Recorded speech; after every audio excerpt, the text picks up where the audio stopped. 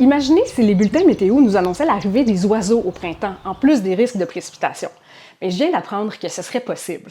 Ce qu'on voit ici à droite, ça, c'est vraiment un système dépressionnaire qui était en rotation. Puis là, ce que tu viens de voir s'allumer, c'est tous les oiseaux quand la nuit a commencé.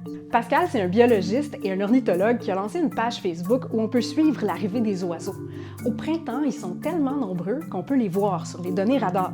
Ça, c'est la journée du 13 mai 2025, la nuit qu'il y a eu le plus de gros mouvements vers le Québec l'an dernier. Donc, il y avait eu 46 millions d'oiseaux qui avaient traversé les... Donc, ça, c'est vraiment beaucoup d'oiseaux.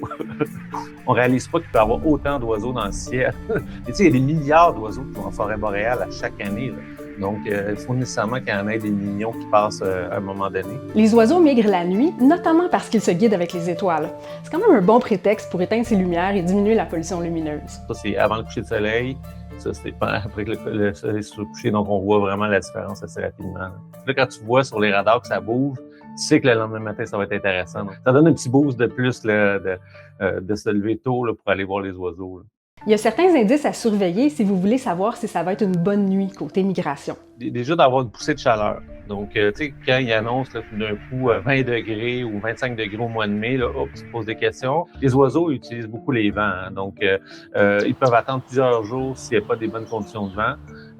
Et là, dès que tu as un vent sud-sud-ouest, là, donc il y a les vents qui nous poussent vers le nord, là, ça peut vraiment leur donner un bon coup de main quand il y a des vents d'eau, de diagonale d'eau, on va dire. Là. Un oiseau, avec un minimum d'effort, peut vraiment se déplacer sur quand même une bonne distance. Donc, poussée de chaleur, bon vent égale bonne nuit.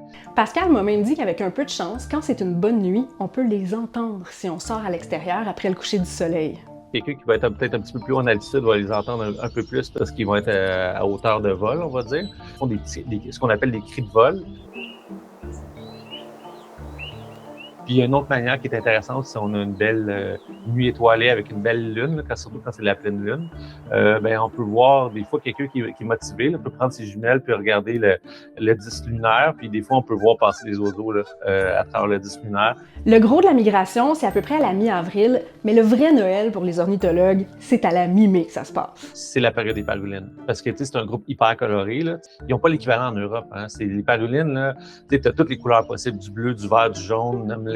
C'est vraiment des oiseaux tropicaux là, qui viennent ici. Donc, c'est la période de l'année qu'on attend. On veut voir les parulines arriver. C'est super excitant. T'sais.